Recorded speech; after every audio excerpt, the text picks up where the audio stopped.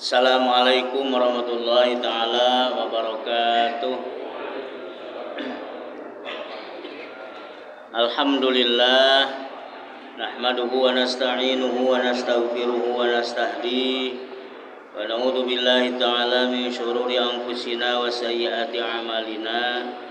May yahdihillahu fala mudhillalah wa may yudlil fala hadiyalah. Wa asyhadu an la ilaha illallah wahdahu la syarikalah wa asyhadu anna Muhammadan abduhu wa rasuluhu la nabiyya wa la rasula ba'dah. Sallallahu alaihi wa ala alihi wa ashabihi wa man tabi'ahum bi ihsanin ila yaumiddin. Wa sallama tasliman katsira. Amma ba'du. Subhanaka la ilma lana illa ma 'allamtana innaka antal alimul hakim.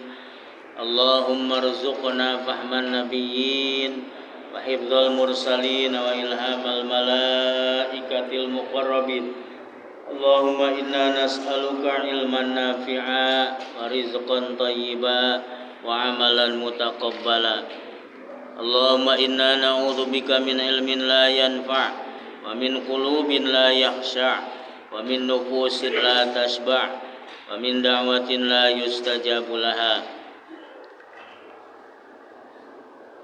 Hadirin kaum muslimin wal muslimat rahimakumullah, puji serta syukur marilah kita panjatkan hanya kepada Allah Subhanahu wa taala yang masih mempertemukan kita di pagi ini dalam keadaan baik, insyaallah sehat walafiat. Semoga kesehatan kita ini membawa keberkahan bagi kehidupan kita. Wabil khusus momentum hari ini tanggal 17 Agustus 2025 yang mungkin menjadi bahan renungan bagi kita mengenai nikmat kemerdekaan dari Allah Subhanahu wa taala. Semoga di tahun yang ke-80 ini dan seterusnya negara kesatuan Republik Indonesia menjadi lebih baik. Harapannya seperti itu. Hadirin wal hadirat rahimakumullah, marilah kita lanjutkan kajian kitab Syarah Hisnul Muslim ini dengan memasuki materi ke-12, doa dukhulil masjidi, doa masuk masjid, doa masuk ke dalam masjid, doa masuk ke masjid. Ada dua doa yang dinukil di kitab ini. Yang pertama, a'udzu billahil azim wa biwajhihil karim wa sultanihil qadim minasyaitonir rajim. Kemudian yang kedua, bismillah wassalatu wassalamu ala rasulillah, Allahumma ghfir li dunubi waftah li abwaba rahmatik. Yang pertama, kalimat doa a'udzu billahil azim yang artinya aku berlindung kepada Allah yang maha agung, wa biwajhihil karim dan dengan wajahnya yang mulia, wa sultanihil qadim dan kekuasaannya yang abadi, minasyaitonir rajim dari setan yang terkutuk. Hadis riwayat Imam Abu Daud, bisa dilihat dalam kitab Sahihul Jami'. Sahabiyul hadisi, sahabat perawi hadis ini adalah Abdullah bin Umar bin Al-As radhiyallahu taala anhu. Wa jaa fi nihayatil hadisi qauluhu sallallahu alaihi wasallam. Sebenarnya hadis ini sebagaimana hadis-hadis yang lain diantaranya adalah hadis yang cukup panjang. Wa fi nihayatil hadis, dan di akhir hadis ini qauluhu sallallahu alaihi wasallam, Rasulullah sallallahu alaihi wasallam bersabda, fa idza qala dzalika, jika faiza maka jika qala berkata atau mengatakan dzalika terhadap zikir itu, zikir di atas, ini umum sifatnya, apakah mau masuk masjid ataupun tidak mau masuk masjid. Kalimat zikir a'udzubillahil azim wa biwajhihil karim wa sultanihil qadim minasyaitonir rajim. Nah, kata Nabi sallallahu alaihi wasallam, jika kita mengucapkan zikir tersebut, qala syaitan, maka setan akan berkata, hufidha minni sa'iral yaum. Kata setan, dia orang yang mengucapkan zikir itu telah dijaga dariku, dari godaannya, dari segala macamnya sepanjang hari. Sa'iral yaum sebenarnya maknanya sisa, tapi dimaknakan sebagai sepanjang hari. Jadi kalau misalnya pagi ini kita mengucapkan a'udzubillahil azim wa biwajhihil karim wa sultanihil qadim minasyaitonir rajim, insyaallah kita terlindung, terjaga dari setan laknatullah alaih. Qauluhu biwajhihil karim, kalimat biwajhihil karim yang artinya dengan wajah Allah yang mulia. Kemuliaan atau kata karim ini dalam bahasa Arab, dalam bangsa Arab, mereka menyebut al-karim pada sesuatu yang manfaatnya banyak dan terus menerus. Bahasa kitabnya itu katsiratun mutawaliyatun. Manfaat yang banyak dan terus menerus itulah yang biasa dikenal oleh orang Arab, bahasa Arab secara umum adalah al-karim. Dan segala sesuatu yang mulia yang didapati pada pintu rumahnya, bahkan orang-orang Arab itu menamainya wal arabu taqulu karramallahu wajhaka. Menamainya dengan al-karam, sampai-sampai kalau orang yang begitu dihormati karena ada kemuliaannya, dia dikasih semacam panggilan atau tambahan dengan kalimat karramallahu wajhaka. Nah, Sayyidina Ali karramallahu wajha atau radhiyallahu anhu, Sayyidina Ali bin Abi Thalib, dia salah satu sahabat yang digelari oleh masyarakat Arab, khususnya oleh para sahabat kaum muslimin dengan kalimat karramallahu wajha. Jadi kalau yang lain khalifah yang 4 itu Abu Bakar As-Siddiq radhiyallahu taala anhu, Umar bin Khattab radhiyallahu taala anhu, Utsman bin Affan radhiyallahu taala anhu. Sedangkan Ali bin Abi Thalib radhiyallahu taala anhu wa karramallahu wajha. Tetapi khusus untuk Ali bin Abi Thalib ini digelari dengan karramallahu wajha. Pendapat ulama muhaddisin menyatakan bahwa sababul wurudnya adalah karena beliau dalam sepanjang hidupnya tidak pernah melihat kemaluannya sendiri. Tak pernah melihat kemaluan sendiri, apalagi kemaluan orang lain. Kalau kita tanya diri masing-masing. Maka dari itu beliau digelari dengan karramallahu wajha. Nah, kata wajah dipergunakan untuk maksud yang paling luhur, dinisbatkan kepada Allah Subhanahu wa taala. Tapi jangan diartikan zat sebagaimana kita berwajah. Karena apa? Dalam hadis lain Nabi sallallahu alaihi wasallam menegaskan tafakkaru fi khalqillah wala tatafakkaru fi dzatillah. Berpikirlah kamu tentang apa yang diciptakan oleh Allah fi khalqillah wala tatafakkaru fi dzatillah, tapi jangan sekali-kali kamu memikirkan zat Allah. Jangan sekali-kali dalam pikiran kita, apalagi terungkap, misal naudzubillah min dzalik, kamu tuh nyembah siapa, ngobrol sambil beloreh di masjid dah masa, atau di teras masjid atau di mana baik. Kamu sehari-hari sholat nyembah siapa? Nyembah Allah. Ujimu Allah tuh lanang apa betina? Nah, jangan sampai mengarah ke hal-hal seperti itu. Karena apa? Hal ini dibatasi oleh kuasa dan kehendak Allah. Dalam hal ini salah satunya wajah Allah yang paling luhur, paling mulia, tidak terbatas keluhuran dan kemuliaannya.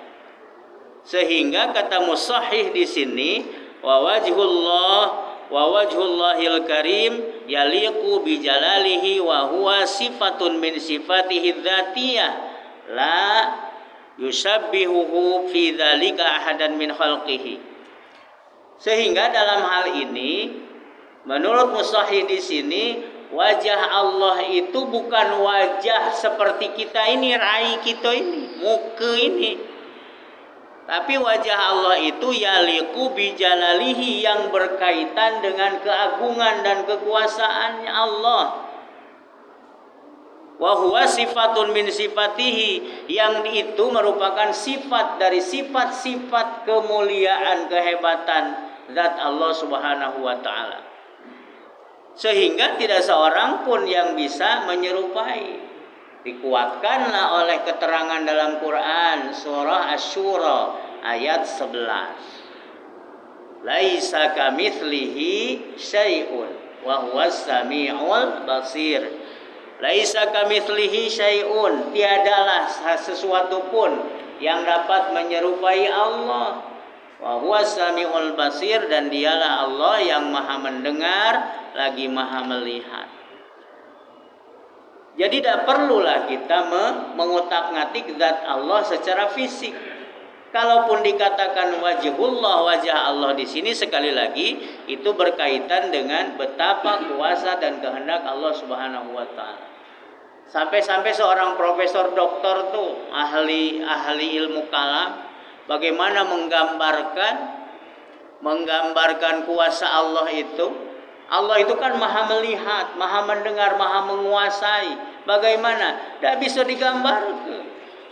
Kalaupun mau digambarkan, katanya, kata si profesor itu, dibuat lingkaran sebesar-besarnya di papan tulis, selebar papan tulis itu, terus diputar-putar. Kemudian kita diambil setitik jarum. Nah, betapa kuasa dan kehendak Allah, wajah Allah, sampai seperti itu. Tapi sekali lagi, kalau kita terpeleset pada pikiran bahwa Allah itu berwajah seperti kita, itu bahaya. Maka sehubungan dengan itu, Syekh Ibnu Katsir dalam kitab tafsirnya, beliau menafsirkan laisa kamitslihi syai'un, ay laisa ka khaliqul azwaj kulluha syai'un, li'annahul farada samadul ladzi la nadhiru lahu wa huwas samiul alim, yang artinya laisa kamitslihi syai'un, tidak ada satupun yang serupa dengan Allah, dengan Dia. Siapa Dia? Yaitu Dia yang sesuatu pun, tidak ada sesuatu pun yang sama seperti Allah sebagai pencipta. Namanya juga pencipta. Dalam bahasa Arab umum, kata mencipta itu disebut dengan khalaqa, telah menciptakan atau menciptakan. Sedangkan kata lain dari khalaqa adalah ja'ala, menjadikan. Dalam Al-Quran, dalam tatanan keyakinan umat Islam, Allah dan hanya Allah yang berhak menyandang kalimat khalaqa, pencipta, menciptakan. Misalnya alam ini tadinya tidak ada, menjadi ada, itulah ciptaan Allah. Tapi kalau menjadikan lain cerita, biasanya sudah ada, kemudian dimodifikasi, jadilah sesuatu. Ini kalau membedakan asal kata akar dari khalaqa dengan ja'ala. Jadi apa yang dimaksud dengan khalaqa? Khalaqa itu artinya menciptakan, mengadakan sesuatu dari tidak ada menjadi ada. Itu khalaqa. Bisakah manusia menciptakan sesuatu? Bisa. Kalau para peneliti misalnya, yang tadinya kita mengenal misalnya karet itu berbuah karet, kemudian dikawinkan dengan angko. Akhirnya misal jadilah karet berbuah nangko. Nah, itu hasil penelitian, menciptakan teknik pertanian dalam bidang karet seumpama seperti itu. Yang tadinya tidak ada, hasil penelitian, hasil praktik pertanian dan lain sebagainya, atau dalam teknik-teknik yang lain. Tetapi secara umum, secara gradual, secara universal, secara global, secara mujmal, yang berhak menciptakan hanya Allah. Karena Allah itulah kita dari tidak ada menjadi ada. Karena Allah lah kita yang tadinya tidak seperti ini menjadi seperti ini. Jangan kita terjerembab pada pemahaman ateis yang menyatakan bahwa kita ini tidak terikat dengan kuasa dan kehendak Allah, yang pada awalnya mereka kaum Qadariyah. Naudzubillah min dzalik.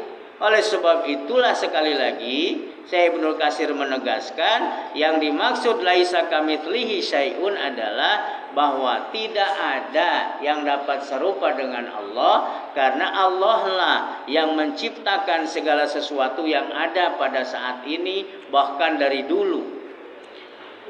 Kemudian yang berikutnya, hadirin rahimakumullah, ada kalimat wa sultanihil qadim, kekuasaan Allah yang abadi. Sultan atau kekuasaan asalnya adalah al-hujjah. Al-hujjah itu sebuah keputusan utama yang melahirkan kekuasaan. Maksudnya di sini adalah kekuasaan yang maha dahsyat, yang abadi, yang sudah ada sejak dahulu kala. Itulah kuasa dan kehendak Allah sampai akhir zaman tiba. Sedangkan tujuan penyebutan kuasa dan kehendak Allah Subhanahu wa taala dalam mengawali doa masuk masjid ini tiada lain untuk lebih memantapkan bahwa ketika kita masuk masjid, yakini ini adalah rumah Allah. Dia yang menguasai segala diri kita. Jadi totalitas dalam beribadah insya Allah tercapai. Lalu kemudian apakah di luar masjid kita tidak meyakini bahwa Allah itu punya kuasa, punya kehendak, punya wajah yang abadi, yang luar biasa, yang maha segalanya tadi? Bukan seperti itu juga. Cuman taukidiyah, penguatannya. Sebab apa yang kita kenal, yang kita banyak tahu, bahwa doa masuk masjid itu kan langsung saja Allahumma ftahli abwaba rahmatik. Cuman kata Nabi awali dengan ini, a'udzubillahil azim wa biwajhihil karim wa sultanihil qadim minasyaitonir rajim, baru masuk bismillah wassalatu wassalamu ala rasulillah Allahumma ftahli Allahumma gfirli dunubi waftahli abwaba rahmatik. Nah, kok beda? Nah, dalam hadis ini, hadirin rahimakumullah, dalam hadis yang menyatakan tentang kalimat Allahumma gfirli dunubi waftahli abwaba rahmatik, ketika sebelum masuk masjid, ini diriwayatkan oleh Imam Muslim. Sedangkan ada hadis lain yang mengatakan langsung Allahumma ftahli abwaba rahmatik, hadis riwayat Imam Abu Daud. Jadi jangan sampai, sekali lagi ini berapa kali ya biasa kita sudah menyampaikan, jangan sampai kita menyalahkan orang. Ngapa kamu baca Allahumma gfirli dunubi waftahli abwaba rahmatik? Kan Allahumma ftahli abwaba rahmatik, kedua-duanya benar. Kalau Allahumma ftahli abwaba rahmatik, doa Nabi SAW masuk masjid melalui riwayat Imam Abu Daud. Kalau Allahumma gfirli dunubi waftahli abwaba rahmatik, itu melalui jalur riwayat Imam Muslim. Lalu dari mana bismillah wassalatu wassalamu ala Rasulillah? Di sini dikatakan sebagai takhrijul hadis yang diriwayatkan dari hadis Anas bin Malik. Jadi kalau dibaca lengkap, hadirin rahimakumullah, dari mulai coba kita praktikkan ya dalam sambil duduk kita. A'udzubillahil azim wa biwajhil karim wa sultanihil qadim minasyaitonir rajim. Bismillah wassalatu wassalamu ala Rasulillah. Allahumma gfirli dunubi waftahli abwaba rahmatik. Baru masuk masjid. Ada 4 riwayat hadis yang nempel di kalimat tadi. Ada 3 bukan 4, ada 3. Dari mulai hadis riwayat yang pertamanya tadi, hadis riwayat Abu Daud. Abu Daud yang pertama yang a'udzubillahil azim dan seterusnya. Kemudian yang kedua hadis riwayat Imam Abu Daud juga, dan terakhir hadis riwayat Muslim. Lah yang mana yang diamalkan? Ada yang bertanya, ini kaum orientalis. Kaum orientalis itu orang-orang yang mempelajari Islam tapi nak merusak Islam. Ya non muslim. Lah katanya ini bukti nabimu itu mencela-mencela. Coba katanya tentukan siko doa yang mana? Bukan seperti itu. Pertama, hikmahnya apa? Kenapa kok beda-beda? Pertama, karena jalur riwayatnya itu manusia, sahabat juga kan manusia. Imam Abu Daud meriwayatkan dari jalur ini beda, yang ini beda. Bukan berarti nabinya yang salah, tapi masing-masing punya jalur sendiri. Yang kedua, hikmahnya apa? Justru Nabi memberi keleluasaan. Sederhananya, terserah kamu nak minta yang panjang atau yang makin yang pendek. Hikmah terakhir ya kalau luang waktu masuk masjid dan santai, bacalah yang panjang. Kalau terburu-buru cukup yang pendek, yang riwayat Imam Abu Daud tadi. Kan sambil sekali napas juga selesai, misal Allahumma ftahli abwaaba rahmatik, masuk. Ya kan? Tapi kalau lagi santai, nah masuk masjid. Allah dari apa? A'udzubillahil azim dan seterusnya sampai sambil mengangkat tangan sampai ke kalimat Allahumma gfirli dunubi waftahli abwaaba rahmatik. Inilah indahnya riwayat Nabi sallallahu alaihi wasallam. Kemudian yang kedua, doa keluar dari masjid. Doa keluar dari masjid, Bismillahi wassalatu wassalamu ala Rasulillah. Allahumma inni as'aluka min fadlik.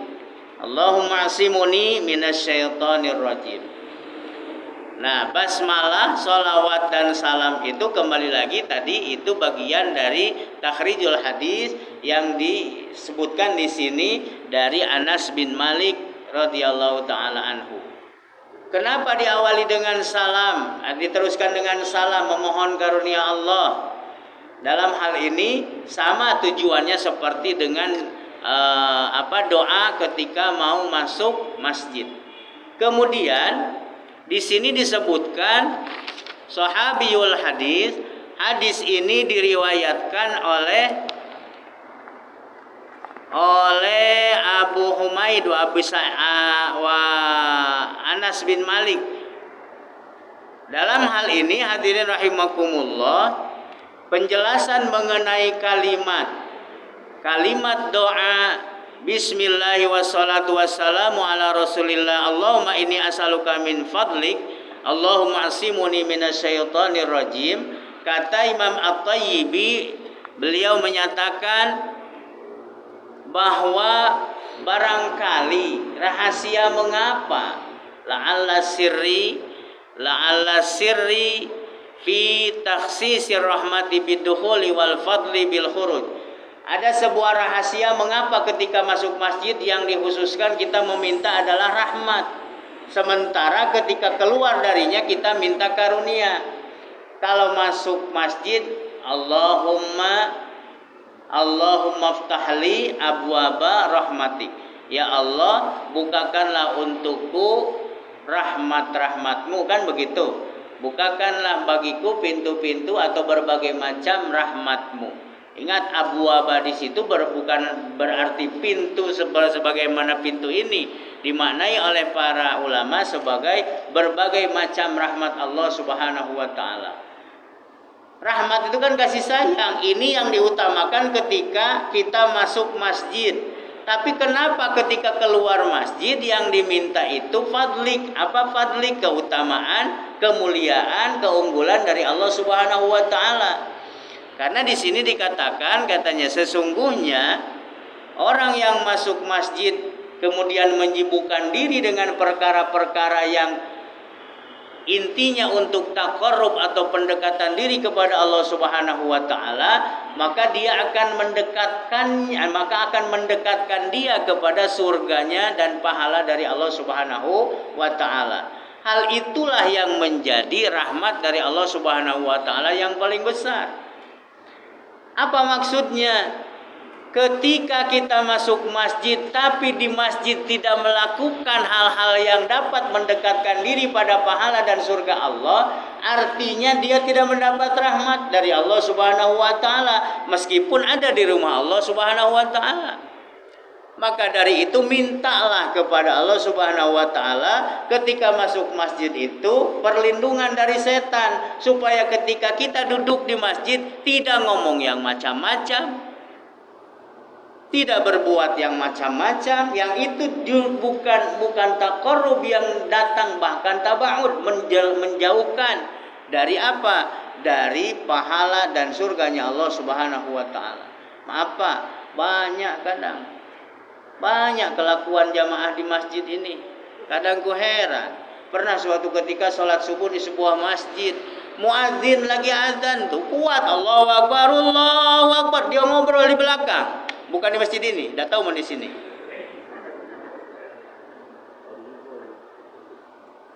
Saingan dengan suara muadzin ngobrol, nyeimbang ke. Begitu muadzin berhenti pula dia. Maaf, aku sambil melengma ini, Pak. Lega tuh karena tugas imamku subuh di situ waktu itu. Ya Allah ya Rabbi, ngapa? Kuat. Kucing ada 6 orang ngobrol di tiang persis yang seperti ini. Nah, inilah yang menjauhkan dari nilai pahala. Kalau sudah di masjid itu duduk, kalau dengar azan ya jawab azan. Tak baca jawab azan ya diam. Maaf ya, agak tinggi ini. Karena aku kesel waktu itu subuh itu, ya Allah ya Rabbi. Tuh, mana ada kejadian pula muadzin tuh azan, dia azan pas qomat hilang dia.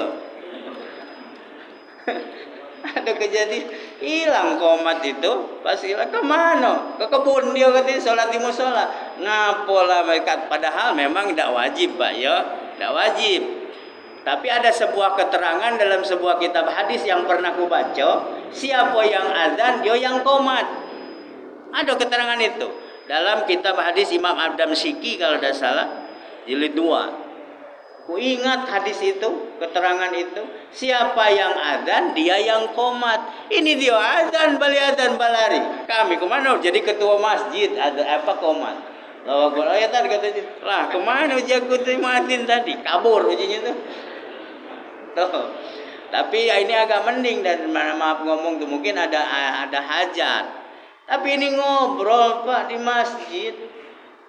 Ngobrol ke harta, ngobrol ke jabatan, tidak boleh sebenarnya. Termasuk umum ke kehilangan, tidak boleh. Jadi hadirin rahimakumullah, apa bedanya tadi? Itu tadi, kenapa kita minta perlindungan kepada Allah sebelum masuk masjid? Supaya terjaga dari kelakuan, sikap, perbuatan, ucapan seperti itu yang jauh dari taqarrub ilallahi ta'ala. Sedangkan pas keluar minta keutamaan, ya Allah, apapun yang terjadi setelah kita keluar dari masjid, Allahumma inni as'aluka min fadlik, Allahumma asimuni minasyaitonir rajim. Ya Allah, berikanlah kepadaku keutamaan apapun yang sudah terjadi di dalam masjid, mudah-mudahan menjadi nilai kebaikan bagi kita. Hadirin wal hadirat rahimakumullah, inilah mungkin bahasan pagi ini, mudah-mudahan bermanfaat. Qudma sofa wa da'ma kadar. Subhanakallahumma wa bihamdika asyhadu an la ilaha illa anta astaghfiruka wa atubu ilaik. Assalamualaikum warahmatullahi wabarakatuh.